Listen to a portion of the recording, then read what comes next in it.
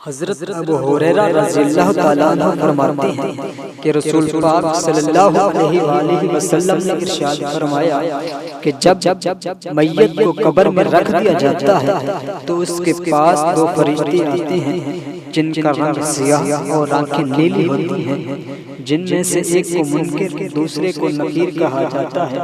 وہ دونوں اس سے پوچھتے ہیں کہ تو کیا کہتا ہے ان صاحب کے بارے میں جو تمہاری طرف بھیجے گئے؟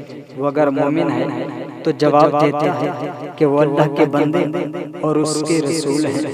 میں گواہی دیتا ہوں کہ اللہ کے سوا کوئی معبود نہیں اور بلا شبہ محمد صلی اللہ علیہ وآلہ وسلم اللہ کے بندے اور اس کے رسول ہیں۔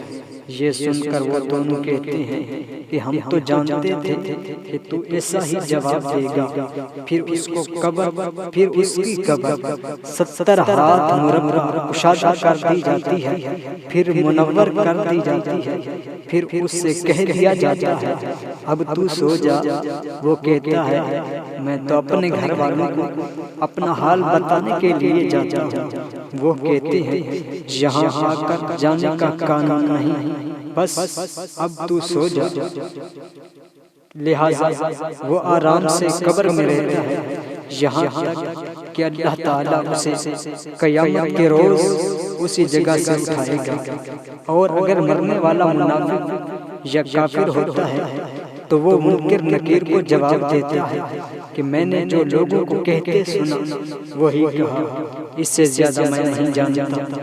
وہ دونوں کہتے ہیں کہ ہم تو خوب جانتے تھے کہ تو ایسا ہی جواب دے گا۔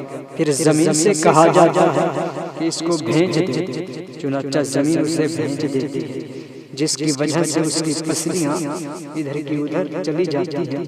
پھر وہ قبر کے اندر عذاب میں رہتا ہے یہاں تک کہ قیامت کو خدا اسے وہاں سے اٹھائے گا۔